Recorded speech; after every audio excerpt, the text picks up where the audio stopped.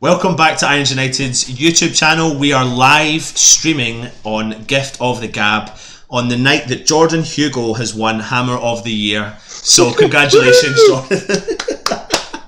Anyway, no, that was a joke. I am lying, of course. But there has been a couple of... Listen, we're just going to come on and we're going to have a brief chat with you regarding some of the things. It's not going to be massively long, but right now, currently, West Ham are holding their player awards, which is something I've always kind of been iffy about. I've attended the awards. I love them, but there's still 4 games to go. We're still not 100% safe. I don't know where I feel about it, but do you know what? It happens, and this is what we've got to kind of get used to in the modern day game. Anyway, I'm joined by Luke in the far corner, and in the middle, Alf Gasparo, aka he is crazy handwriting machine, typing machine, who does columns for every single West Ham site you possibly can imagine, and he is a proper article column genius, legend around West Ham. So how are you guys doing? He's okay? Yeah, I'm alright. I'm busy writing here. So, in case any of you are watching, please make sure you comment, get some questions in, and hit the thumbs up and subscribe to the channel and all that jazz. Anyway, just to quickly get you caught up on a few of the things that have been happening tonight. The first award that was announced was Signing of the Season, which I think was pretty obvious it was going to be Marko Arnautovic. So just quick brief words on that, because we'll get through this one and get on to the other ones in a minute. Alf, thoughts on that? No brainer? Yeah, like, you know, when we first signed him, the first thing we thought, what the hell we signed here? But, you know, it was, he started to come good a little bit. Then obviously Moyes took over. It took a couple of games for him to, you know, start to bed in. I think he played 50, 60 minutes, you know, in a couple of games. And then he kicked off really. And if it wasn't for him, you know, I think we'd already be down, to be honest with you. Yeah. So, yeah, what about definitely best signing of the year. What about yourself, Luke? Yeah, the most ironic award of the season that he's got, really, because I mean, considering that most fans were saying he was a waste of a signing when the first season started to now. It's quite fickle, really, but it's funny at the same time. So fair play to him. He's like you say, it's obvious, really. Yeah, cool, excellent. And then the next award was announced, which was the Dylan Tombides Award, and it goes to Connor Coventry. He's aged 18 and he's played 10 games for the under-23s this season. I'm going to be completely honest here. I don't know a huge amount about the young lad. Does any of you guys know anything about him?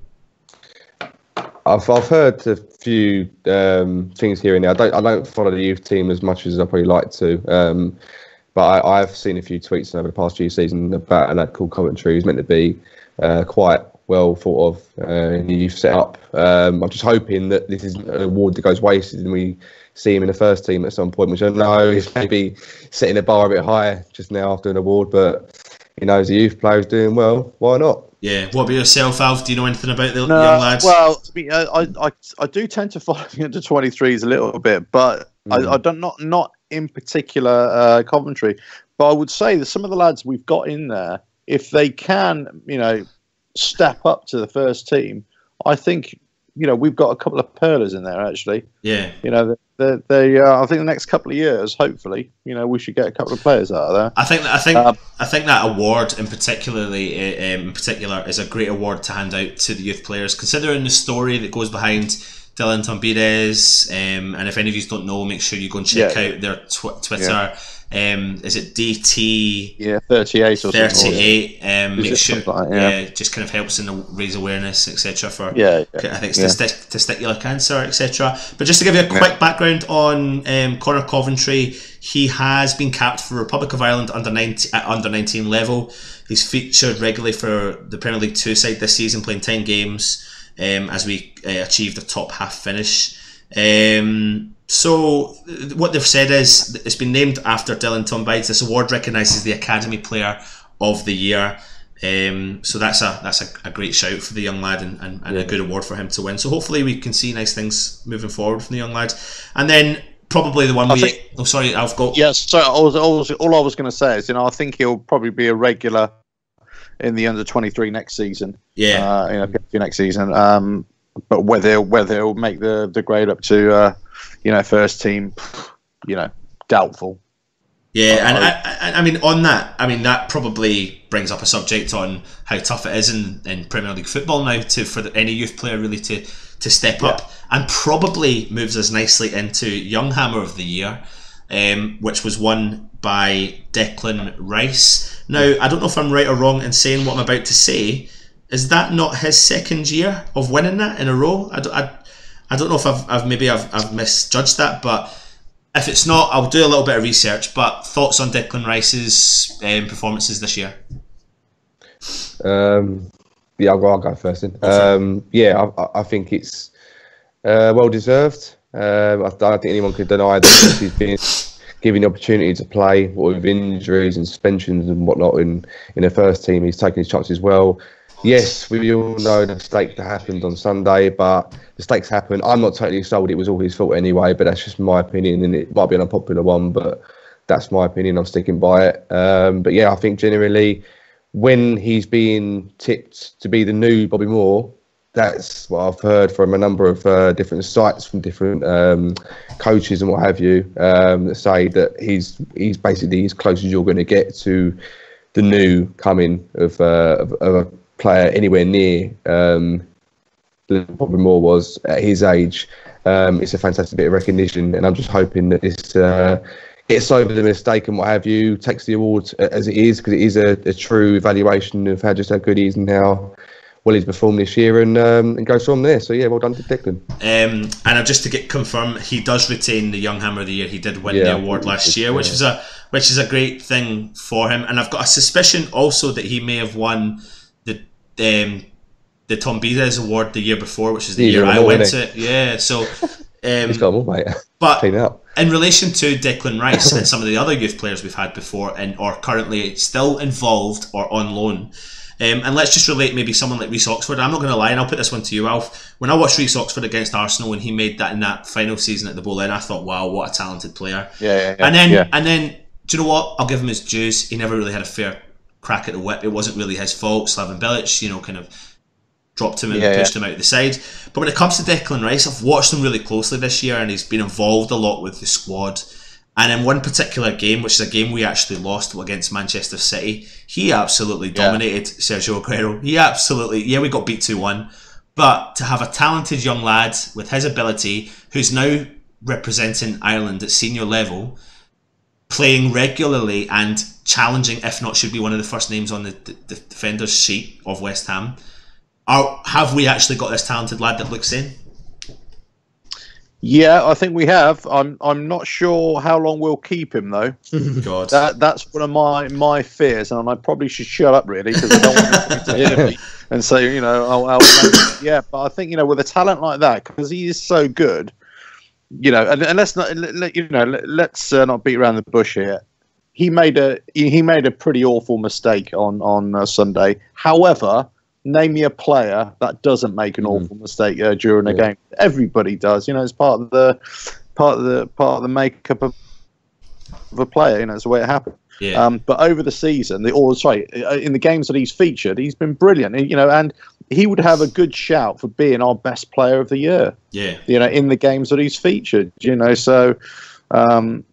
So I think he's a great talent for the future, and I'm just hoping that nobody comes and picks him, because especially as he's had such a great start to his international career, and Martin O'Neill rates him so much, and even got man of the match as well there. So I think we've got to be careful with him. Yeah, I think as long as I don't know where we're going with this one when I mentioned the board in particular.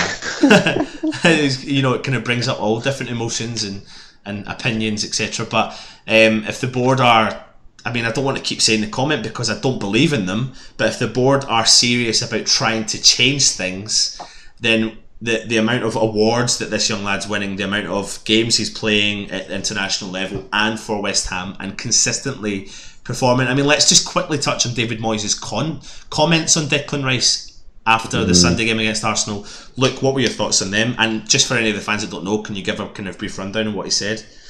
Yeah, basically, in no finer terms, Moyes more or less chucked him under the bus. Pretty much blamed the whole momentum of the game changing from us being level and having a possible chance to win it to Rice making a mistake and costing us momentum, confidence, and basically letting Arsenal win to win the game. For me, it was highly unprofessional of him. I understand that Moyes was frustrated. That, you know, like we all were, we all weren't happy that we lost to Arsenal, but at the same time, you know, you can't throw one of your players under the bus, especially someone who's been so consistent for you. But then on the other hand there is that, you know, if you make a mistake, you are playing a man's game, and you have to take criticism, you know, when you are at fault. And I'm not, when I say I don't think it was all Declan Rice's fault at the weekend, I'm not saying he's away from criticism. He deserves just as much as, say, Hart does, or whoever, you know, was involved in that. But genuinely, Moyes didn't let up. He said basically that Rice was at fault for the goal. It was all his fault, basically, was the way the comments were going. And it was a little bit unprofessional is the word I'm going to use. But I think it was probably a bit more harsh than that. But that's all I'm going to say for people that don't know about it. And I personally think that, you know, for a guy that not many West Ham fans see as being the person who's actually going to keep us up and doesn't deserve particularly maybe to have his job given in the summer as well. It was a little bit hypocritical, should we say, for someone who doesn't tactically get it right in every single game himself. The funny thing is, the comment he made about Declan Rice making a mistake is completely 100% correct. It's just, I'm not denying that. Yeah, and it's just in the context and at the timing and during the season with a young player. Is that what West Ham need? Is that a form of negative press again? Alf, what's your thoughts on that? Well, I've got a big theory about this, and I've written quite extensively about this all week. Okay, so basically, what I've been saying, my opinion about this is that, Declan Rice made a mistake, and he did. It was, you know, you can't get away from it. But there are ways to handle that, and there are ways to address that. So you don't address that in the public arena. You know, you do that behind closed doors. You know, but what you do is, you know, if you are going to make a comment to the media, you say, look, you know, young lad, we'll make mistakes. We're going to work on it, and hope it doesn't happen again, type of thing. Yeah. But in, you know, behind closed doors, you say, what the bloody hell were you doing? You know, ducking there. You know, you first of all, you know, get the ball away. However, what I would say is actually the reason why we let the goal in, and Declan Rice made the mistake, and Hart wasn't really switched on either, was because we were just under pressure. Mario couldn't put a ball in, couldn't clear the first man on corners. Ball went up to the other end. Rice had already made a clearing header. You notice, then it came back in, and then, you know, off Ramsey, I think it was, and that's not Ramsey. Was it Ramsey? Yeah, I think it was Ramsey, and he just tucked out the way. The reason why, because they're just under so much pressure. Yeah, you know, and you know, Moyes' tactics, his formations are just, you know, inviting teams onto us, and that's the reason why it happens. Eventually, you keep on applying pressure. You know, we say in my line of work, you know, it's a Swiss cheese model. There are so many holes, and once all the holes line up, then you've got an error chain, and that's what happens. You just keep on adding error upon error upon error, and eventually, you know, something happens. Yeah. I think also there's a way of maybe possibly Moyes trying to defend himself from criticism. You know, it was, you know, that's an obvious comment to make, but, you know, when you've got a guy who's under pressure as it is, you know, official safety isn't confirmed yet. Fans are kind of on his back saying, you know, we don't really want you job for permanently. It's his way of going, well, it wasn't my fault the defender made a mistake. You know, which is again, you know, for a guy of his experience and his age, is a little bit anyway. Well, when it comes to David Moyes, I mean, you're starting to see a bit of a switch. I mean, it's really tough to make a judgment. Excuse my cough in there. It's really tough to make a judgment on what the fans' opinion is of anything really in the modern day of West Ham, because do we believe social media? Does social media come across with a majority or a minority voice? And, you know, I don't know. But when relating anything to social media, there seems to be a big swing in what people are starting to think of David Moyes, and there's a lot of negative comments made around him. Moving forward, Alf, do you see West Ham keeping him? And you do, and that's fine. But if you don't want us to keep him, who do we bring in? Right. Well, I predicted, unfortunately, about 2 or 3 months ago that we were going to keep him. I thought the deal had already been done. I thought the deal had been done in January, would you believe, when we didn't actually get anybody. I think that was a trade-off. And as soon as the Tony Henry saga happened, right at the end of the window, I think they went to him and said, right, can you sort out our recruitment and our scouting policy? And he's gone, yes. And I think that's what it's. And the little rumours that I've heard, little sound bites here and there over the weeks, I think the deal's already been done for him to be manager. Do I think he should be? No, absolutely not. Do I think it's a bit unfair that we're judging him after 6 months and, with a lack of support? Yeah, I do. And I think he's had lots of problems, lots of injuries and everything like that. But I still don't think he is the manager that will bring us, sort of attacking, entertaining football that would be adventurous and ambitious. I just don't think he's that kind of manager. Who do I think he should be? Yeah. Oh, that's a good one because there's so many good names out there. My preference would be, I know lots of people are going to be throwing cups of tea at the screen, but it's Brendan Rodgers for me. I know he's already done it. No, I'll bring. Yeah. Just briefly, I mean, for any of you fans that you probably can't tell with my accent, it's very Welsh. Rodgers works up there, and you live down there a bit, so it's very the other way around. It's very Welsh. My accent, not. But I live literally half an hour away from Celtic Park, and on our national TV, it's all Brendan Rodgers this, Brendan Rodgers that. And do you know what? I've got a lot of friends that are all Celtic fans, and everyone's really passionate about this guy and what he's done for Celtic and the style of football he's played. And I don't want to come across like a total dickhead, but the standard of football up here is not that great. Now, I've got good friends that play in the league as well, but I understand if you make a comparison of a manager. Now, we could reference Arsene Wenger being a manager in Japan and then coming over to Arsenal and changing their whole style dramatically. But then we also have to remember that Brendan Rodgers has been in Liverpool and done a really great job, was in Swansea and done a great job. So actually, that's what I'm basing my choice on, not on Celtic. Is actually based on Swansea and Liverpool. Yeah. That's what I'm basing on. Let's not forget, he actually got Liverpool to second in the league, I think it was. And it's only because they actually drew more games than they should have done. That's why they didn't win the league that year. Yeah. So, I think he's actually a top-class man. Well, okay, manager I'm not so sure about. I wouldn't know really, but a top-class coach, I would say. And I think maybe that's what we could do with at West Ham. Yeah. Well, look. Don't say Rafa Benitez. Don't say Marko Arnautovic. I don't want Benitez. It's fine. Oh no, Mark Hughes. No, not even nowhere near him. Arnautovic wouldn't stay if that was the case. First of all, I think he will stay because he literally ticks all the boxes for cheapness and everything else by the board. He's still here. He's not going to demand that much money, all that sort of stuff, right? Do I think he's the man we should have? No. But then, on the other hand, we've got a board in place that all this talk about attacking football and going places and what we could achieve in next year and all this sort of stuff, it's not going to happen, people. It's really not. No matter who you get in, you're not going to get anyone of decent calibre. Now, just on mentioning Brendan Rodgers, he's just turned down the Arsenal job.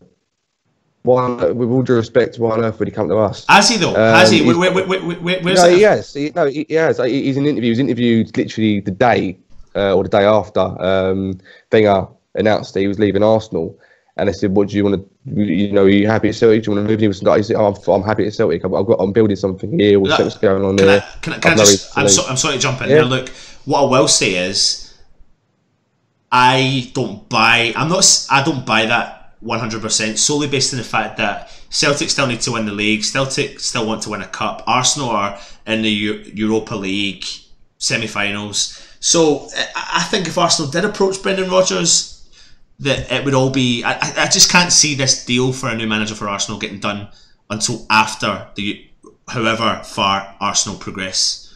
in the Europa League. But just quickly, sorry, I know we're slightly going back off topic, coming back on topic, etc.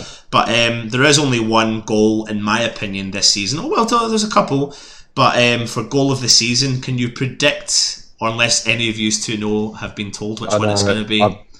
You've seen it? No, but I personally predict. I hope it's going to be Obiang's goal away to Tottenham. So that for me wins it all. Is it happened? Is it one? Is it one? Pedro Obiang has won the rocket, the absolute rocket. Nothing against, by the way, nothing against the Masuaku and Arnautovic goal against Southampton. That was amazing. But that's against Tottenham at Wembley. Obiang, who never scored it. Yeah. That's type of goal it was as well. So sorry, on you go to your manager again. I personally have actually never been a fan of Brendan Rodgers. I actually think he got away with it at Liverpool due to the fact that he had Suarez in his team. And I think that he's gone to a team now at Celtic where I think any manager pretty much could walk into that team and win with it. It's the best team by a mile in Scotland. They never do anything in the Champions League, practically, apart from about 5 years ago when they beat Barcelona at home. But you ask anyone what they think about Celtic, and they think, well, it's the only team in Scotland that can do anything for me. I just think he's personally overrated, and that's just my opinion. But based on who we've got at the helm, we're not going to get anyone of any European experience who's in work anyway at the minute, and this is gonna get a lot of hate. I'm gonna get called an idiot. I'm gonna get this, that, and the other. I don't really care. I've always liked him.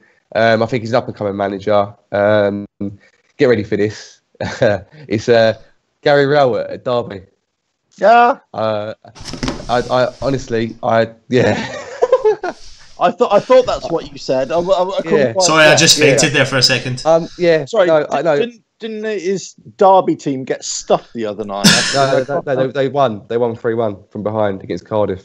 Did they? Yeah, are you sure? They won it. Yeah, sure I know. The other way around.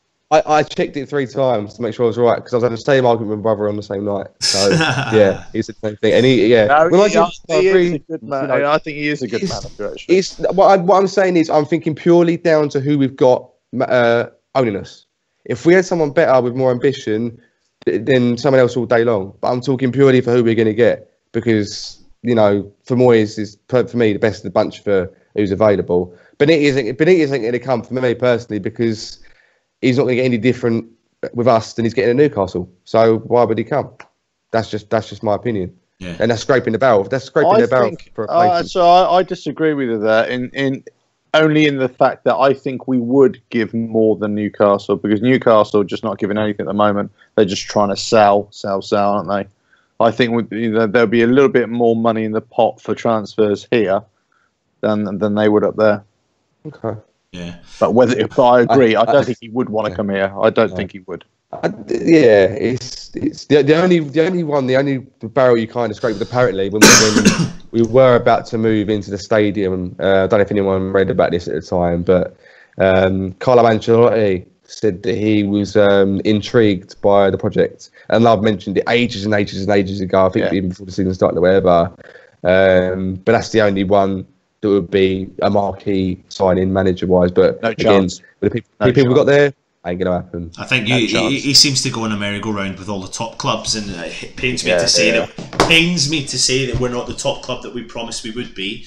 But it would be lovely to have him. But I can actually see him getting the Arsenal job, whether that be on a year's contract, etc., and for them to see where they go. But just quickly, just to announce, the Ladies Player of the Year award has been announced, and it goes to an Ellie Zoe Pufel. I don't even know how you pronounce her name. I'm going to try and show you a picture of her there. Well done. So well done, Ellie, to you. And I think the ladies team has done really well this year. I think they've won 2 trophies. And to be honest, and we're admitting it, we've not done a huge amount on the West Ham ladies team. this season, but we'll promise and try and make an effort to give you something in return next year on the ladies team. So we'll try and get some people going to the games and giving you reports and letting you know on kind of up to date squads. I tell you what, sorry to interrupt. I think a very special mention has got to go to the manager, actually, Karen Ray, who has done an amazing job. And it's not only me who's saying it.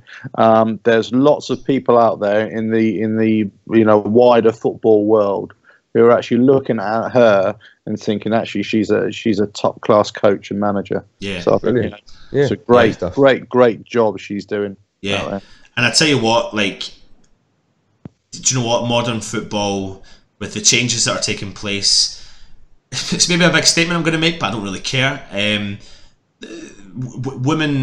Women's football is progressing really well, and that doesn't mean that women's football coaches can be any form of difference to the men's coaching game. So that on the back of what you said, Alf, they need to keep pushing on with it, and hopefully one day that someone can push through into the man's game in coaching terms. Didn't they have one in Germany? Wasn't there one in Germany recently, a few years back or something? There was a lower division. I don't think like Bundesliga but like third tier. But it was like in some sort of division there was a German female coach, first ever female coach. I'm pretty sure it was in German football a few years back. I'm not. I have to do my own research and then refresh my memory, but I'm pretty sure it was. The argument was always against that. It's the testosterone in the change room is never going to put up with a woman and all that kind of stuff. Yeah. But sorry. Alf, I'm professional, mate. Yeah, I know. Sorry, it's the wife. I just one on silent. I thought this one through. Listen. Alf has gone. Lost you. No. This is what happens when we're live. Some fall off chairs. Some get phone calls mid fucking video. Because we're live, guys. We are going to quickly fix the screens. Of the channel because it's all gone a bit wonky, so just bear with us for 2 seconds. They're pretty grateful because my lighting is atrocious tonight. He's back. He's back. He's back. Right, I forgot what I was saying. I've got a split screen or something. I don't know what's it. Ladies football. No. Just quickly, there's been another award announced. So give me 2 seconds, and I'll try and get this one to you. Player of the season. Who are we going for? All I'm going to do is from now on tonight just say Arnautovic. Just for every single question you give me. Well, he's finally picked up Zabaleta. He's picked up his brace tonight, and that's Arnautovic. So he's been announced as the player of the season. And just touching back on what you said. Too selfish. No way. Zabaleta, he's the man. Jordan Hugill, mate. Jordan Hugill. I honestly can't believe, if you think back to the first 3 or 4 games of the season, that this man has now just turned his season around, and he's just unbelievable. But a quick question I want to put to you is very random, but last year's goal of the season was none other than Andy Carroll's against Crystal Palace. This year's goal of the season was Pedro Obiang's away to Tottenham. Which one do you choose, Alf and Luke, when you go? I'm just going to have to step aside for 1 second. Yeah, that's fine, mate. When you go, Luke. That's a hard one. That's a really hard one. Right. Due to who it was, where it was, and how often he scores, I'm going to have to give it to Obiang. Wow. Because, do you know what it was? I think as well, is I went to the game with Carroll's goal with the overhead kick, and I actually missed it because some bloke stood up in front of me. So I was like, getting out of my seat. So I just missed the crucial point where he hit it, but I knew what he'd done. But no, I think in hindsight, the shock factor, not that I knew the Carroll was going to do an overhead kick, but I think just the fact that it's Tottenham, Wembley, I have to give it to Obiang. I have to. It's a hard one. It's not an easy decision, but it's a hard one. But I'm going to have to give it to Obiang. What about yourself? What about yourself, Alf? On Andy Carroll. Andy Carroll last season, goal of the season versus this season's goal of the season with Obiang. Carroll. I think I'm going to agree with you, Alf, on that one. Yeah, Carroll. I just think it was spectacular, and it was just long leg, just looping over, and great volley. Loved it. Well, I wonder if. Oh, sorry. No, I was just thinking because we were pretty much in a crappy situation last season as well. We had a really poor run of results, and everybody was saying, let's get rid of Bilic. He's crap. Then all of a sudden, Andy Carroll comes up and just, I think we beat them 3-2, didn't we? Or 3-1, I can't remember. 3-0 that one, yeah. Was it 3-0? Okay, yeah. I remember that one, yeah. And it was just a great result at the right time, and it was just, just lifted everybody up. So I think it was more than the goal. It was obviously the goal, but what it meant at the time as well. So here's another one for you, and do you not think this one sounds a little bit like a gooseberry? Dimitri Payet got signing of the season 3 seasons ago. This year, Marko Arnautovic got signing of the season. Last year, Hernandez got signing of the season. Does that not freak you out ever so slightly as West Ham fans? Am I doing Hernandez an injustice? Yeah, I don't rate him at all. I don't quite know. Right. So are you confused? Yeah, I'm because Payet left under. I'm relating it to the quality of player that won Player of the Season. So last year Fernandez won signing of the season. Was he signing of the season last year? I don't particularly remember him being fantastic last year. What signings were? I mean, I'm not. I mean, you got a point. You got a massive point. I mean, I'm not denying that. But we had Larry and Zaza and world beaters. And shit, when you put it like that, Alf, maybe my point is kind of crap. No, my point is really is the fact that you've got Fernandez in the middle of 2 top-notch players of Marko Arnautovic and Dimitri Payet, and it probably just shows you the level of crap signings we signed last year. Maybe that's my point, because they were awful. I'm just wondering whether Arnautovic is even going to stay in the season. Don't say that. I know. I've been saying it to other people as well. I've had for many months. I've been thinking that Lanzini is on his way out. I agree. I think Hernandez is going. I'm gutted. Me too. And I've got a feeling that Arnautovic is going to want. The reason why I say this, right, you watch his body language, and I know his body language is a bit like that anyway. But especially the last 2 or 3 games when he's been played all up by himself, and he's getting really frustrated. He's kind of almost pulling on his hamstring every 5 minutes. Yeah. It's almost like he's got a little injury. Oh no, he hasn't. It's. I was going to make a comment on that. Bunny up there.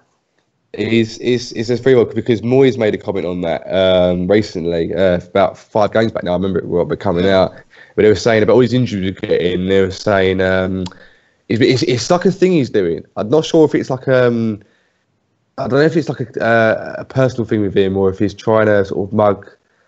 I don't know what he's trying to do, but it's something where Moyes is sort of saying that he keeps looking at the bench every time he does it to look to bring on a sub.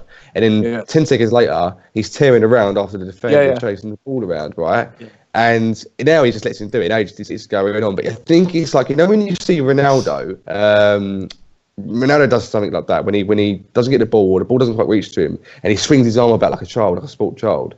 Yeah, it's kind of like a trait like that. It's like it's almost like an energy, just like it's like a sulking thing. Yeah, and if in my opinion personally, it's like his excuse not to run around doing more work. Because if he looks like he's got an injury, no one's going to ask him to do work like maybe a target man should, and he conserves his energy and he saves his energy for doing what he does best. That's obviously scoring goals, whatever. But it is funny to watch him pull his hamstring because now I'm used to it. Now I don't even worry about him. I see him do it, and I go, well, 10 seconds later you'll be running around after the defender chasing the ball down and trying to score a goal. So I do know exactly what you're saying. I see it. Yeah. But I've read stuff on it as well, and it's like now it doesn't even faze me now. Now I think it's just like a little game he plays with himself or with the teammates, I think. But if you were another team, let's say in the Premier League, and say, right, we need somebody who's versatile, who can, cause a bit of havoc up front. Who out there can do it?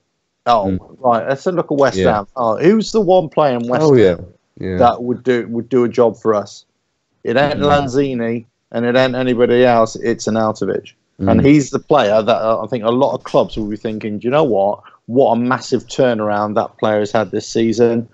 He's the one for us. And the thing is, on that Alpha Arnautovic, he did put in and he did score goals for Stoke in a very bang average Stoke side. Now, I'm not going to do a judgment to Stoke side, but I do believe West Ham are a better squad. I do believe we have a better core. I just believe we've had the wrong ownership, wrong managers, wrong tactics, and wrong recruitment brought in. But when you're looking at Arnautovic in general, the footballing career is not a long career, and when you're in it, you want to win stuff. And if you've been brought, now I do feel on the Arnautovic one, I feel like we might get him for one more year. But if you were to say, well, depending on if a team comes in and bids big money, then it's a no-brainer. I think the board will accept it and Arnautovic's head will get turned, but I think most players in that situation would.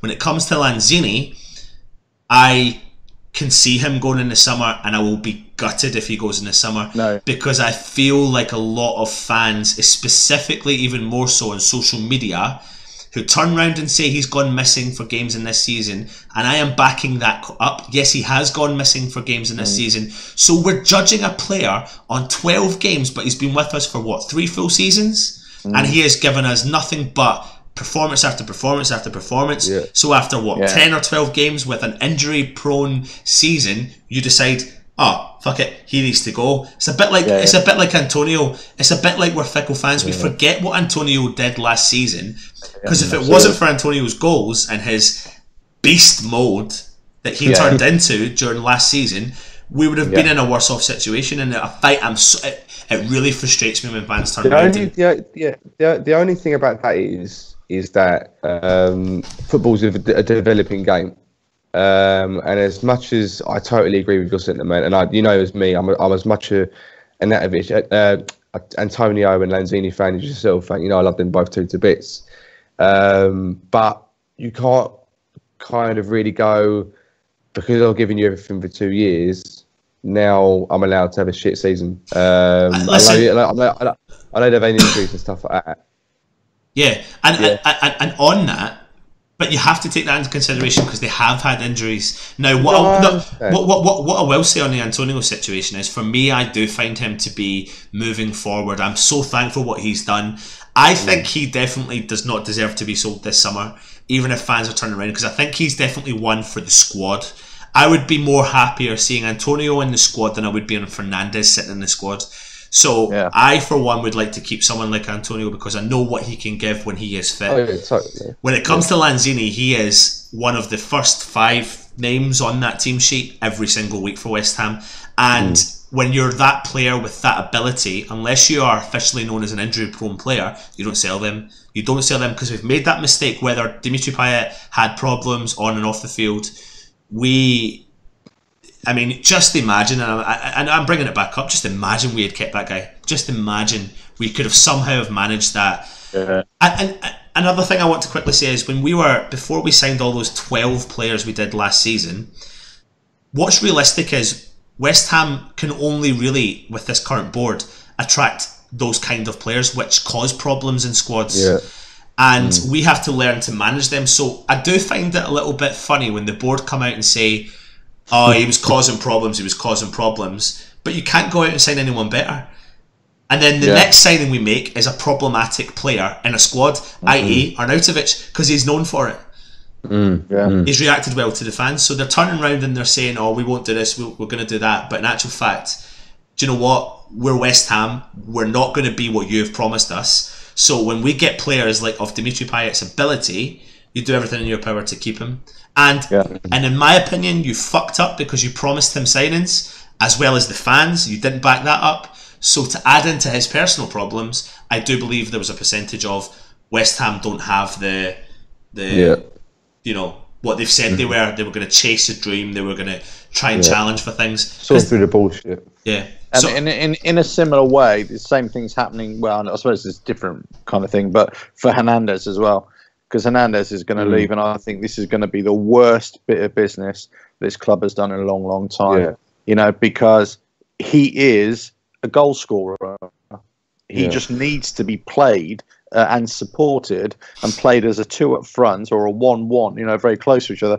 But, he'll get us goals. And I just can't understand it. I don't think any fan can understand why he's not being played. It's ridiculous. They for me, they personally, brought him in as the, in brackets, marquee signing to shut everyone up and say, look, we've signed someone with the name card, without thinking it through, without realising that throughout his career, he's not been a target man. He's not been someone who will support the midfield and all the rest of it. He's literally get in that box and finish these crosses coming in, these passes coming in. The only one who could possibly do it for us was at the time was Lanzini. Maybe Antonio on his day would put a good ball in, whatever.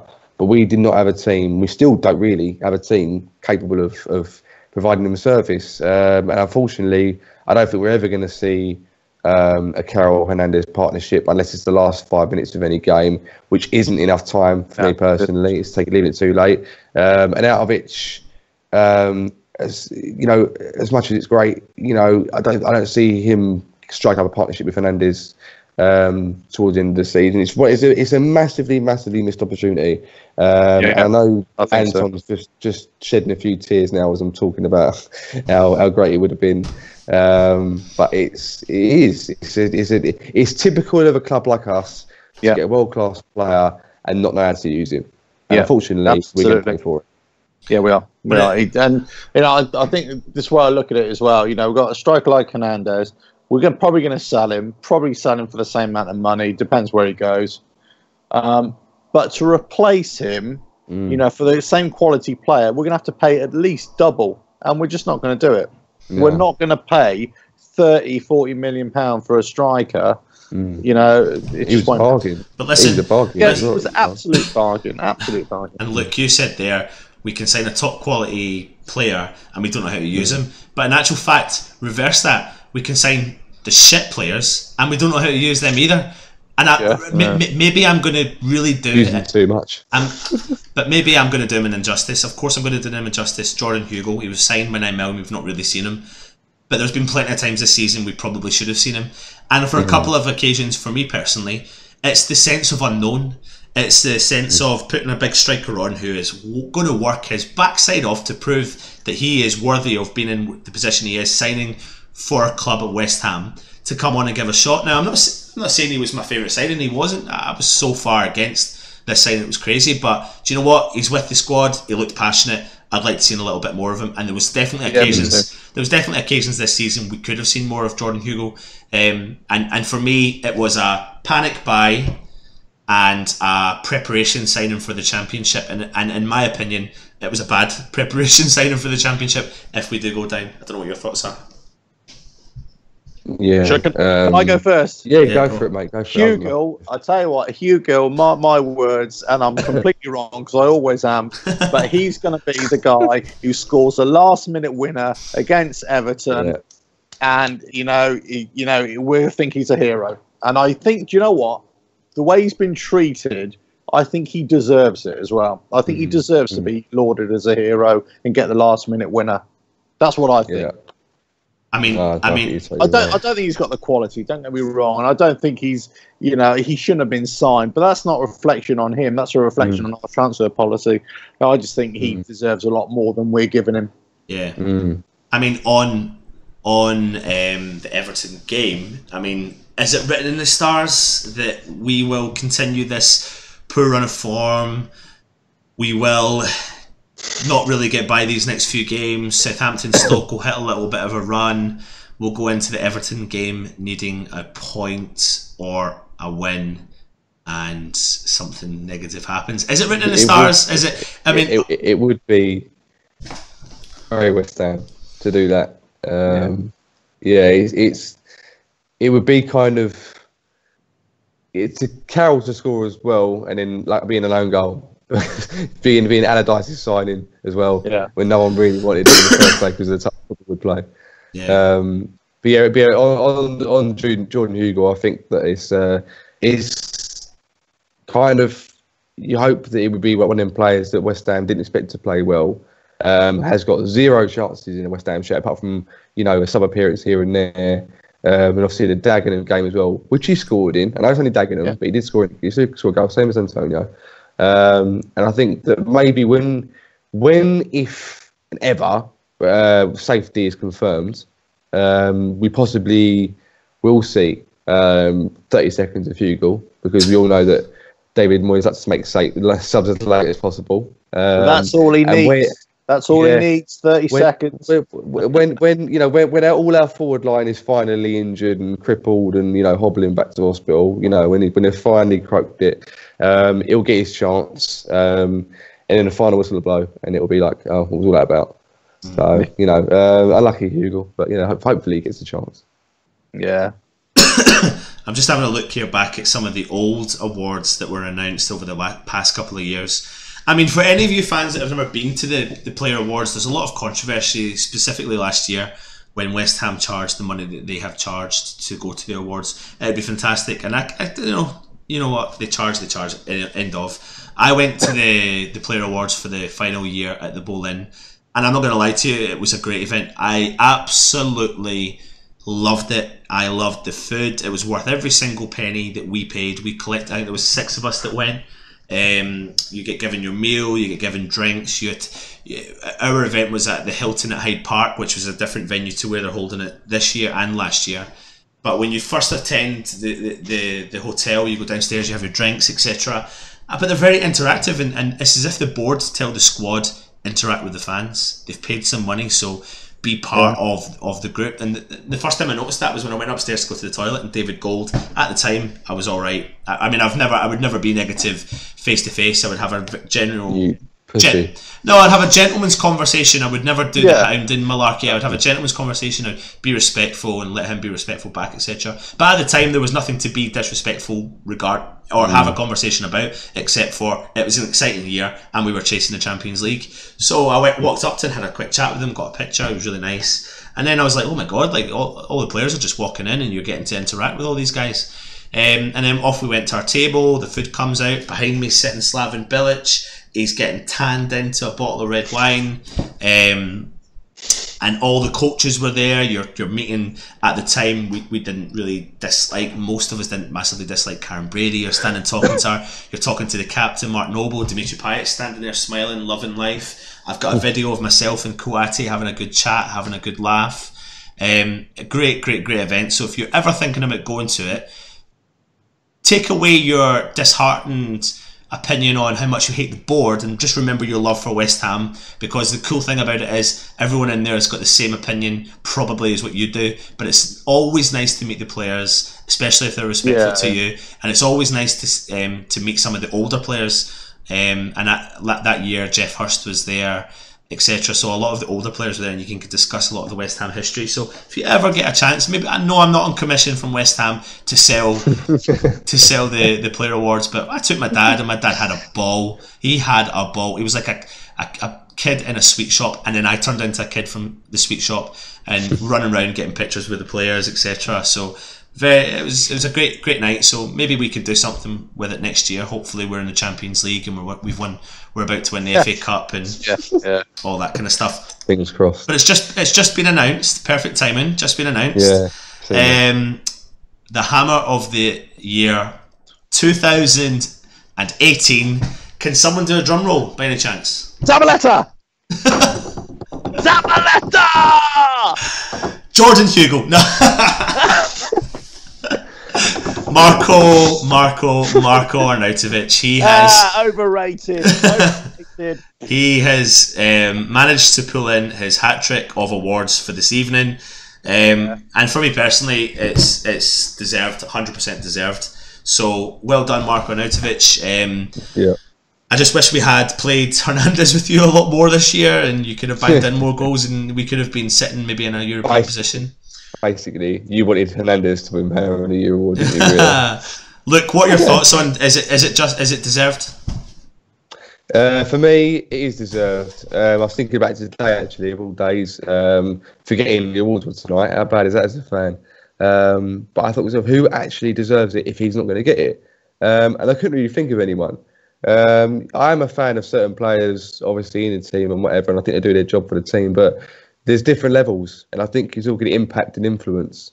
And when you're talking since Payet left, Arnautovic has literally grabbed the ball by the horns, has taken the fans straight to him. He's carried the team. I think he was even said on Sky Sports after the Arsenal game. Henri apparently mentioned it. Was saying he's carrying the team up front. Now I'm not saying he's carrying the whole team, but he's certainly carrying us in attack.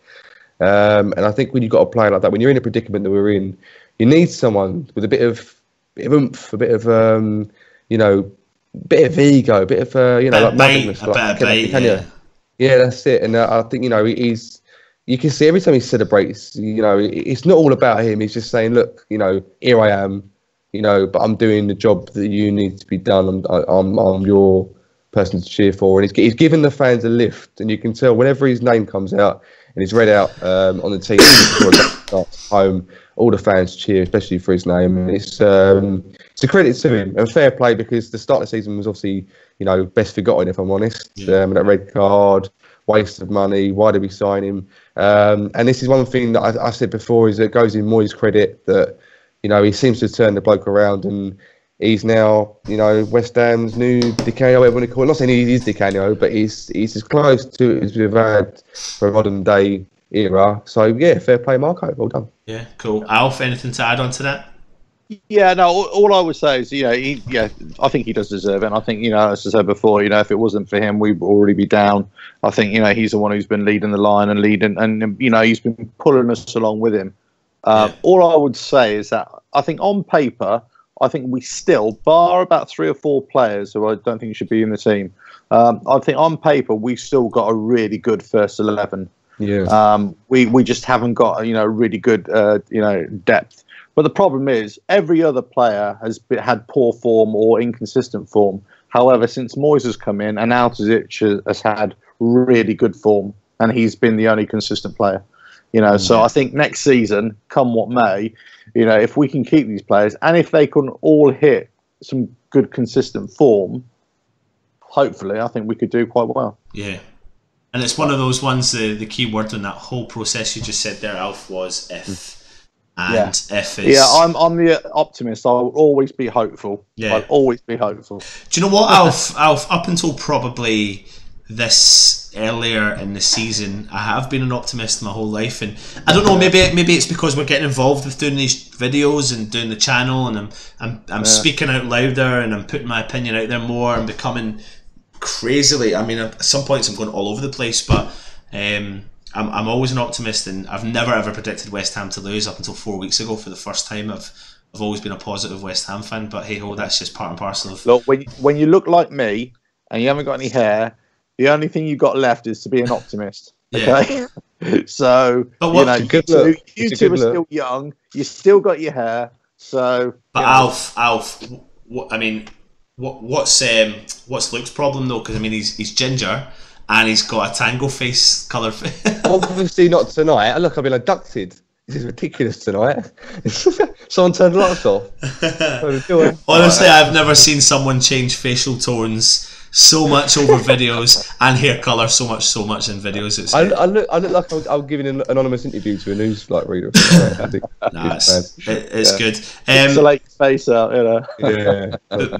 Before we go, I have heard that Ken Brown has been awarded the lifetime. Is it lifetime awards you get at the player awards just now? Right, yeah. So we've got some exciting. Well, do you know what? I'm going to keep under wraps just now about the future of Irons United, about all the ideas we've got coming up. But there's going to be some exciting stuff coming up that I think a lot of you older fans and younger fans will be really, really interested in. So definitely keep an eye on it, and it's related to things about what I mentioned there about Ken Brown, Lifetime Achievement Award, etc. But before we go, just a quick one. I've not heard anything on Save of the Year, but what a crazy couple of seasons it's been with our goalkeepers. But in particular, it's been a kind of calamity of mistakes, maybe. So maybe it should be Mistake of the Year rather than Save of the Year. So I'm intrigued to know what one comes out of that. But can any of your saves of the year come to mind at all? Because for me personally, maybe Joe Hart at, was it Chelsea? Yeah, Stell's going to kill me if I say Hart, so I can't really mention anything of it there. I'm pretty sure Adrian's made a few. I think in the Man City game that we lost in, he made a fair few. Hart's definitely made his fair share. What was the game he had a really good game in? Not even the Chelsea game, it was before that. I think it was the Crystal Palace game. He had quite a few good saves. We've not really had a bless with amazing saves this season, which is a shame. Yeah. But nothing springs to mind personally. I don't think they've ever replayed any save on the social media site either. But I can't think. I've got one. I've got one. Joe Hart, FA Cup, Shrewsbury Town away, when the sun was down in his eyes and he had to get a cap from the crowd, and he still pulled off a really mediocre save at his near post, but the sun was in his eyes and he couldn't see it. So that's it. Blind goalkeeper still making a save. Joe Hart. Come on. And that shows you the level of our performances in that department for this season, and definitely a sign of potential, hopefully not a sign of things to come for next year, because from my opinion we need to to be honest, we just need to really look over the whole squad, and big changes are needed, and I believe you probably are. Massive changes, I think. Yeah. We are doomed. Before we go, because we've been on for a while and now we've got the Hammer of the Year being announced, any last points you want to make? And if not, I'll round up this video. Oh, definitely has something. You always may, me. Quick look forward to Man City. I'm going to be optimistic. I think we're going to win 3-2. Wow, okay. There you go. There we go. We'll take that. Hugill's going to score.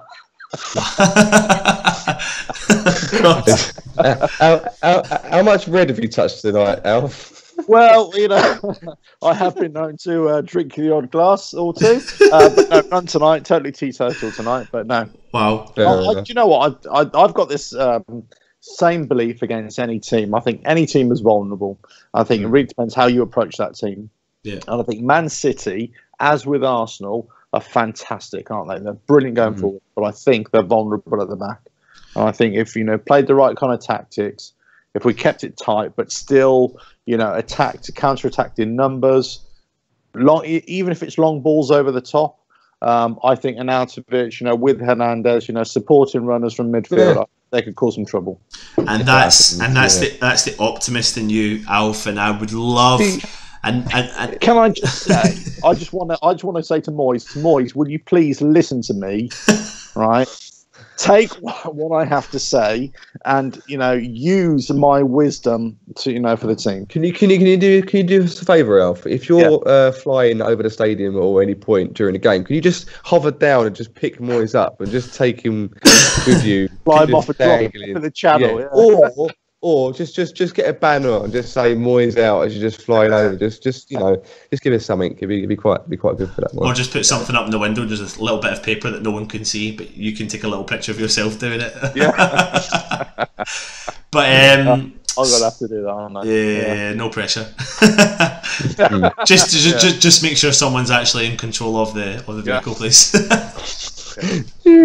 By themselves, So been an interesting conversation tonight. It's been good, and please make sure you do all the commenting, subscribing, liking, blah blah blah. Make sure you get onto our website, read our articles. Alf's a machine. He really is enthusiastic about saying this, people. He's not bored of it at all. He loves saying all this at the blah blah blah. Get onto our website and start subscribing and start commenting. And if you're a newcomer, then this is our favourite part of the show. Is Ants. He loves doing this. He loves hosting. Loves all this malarkey.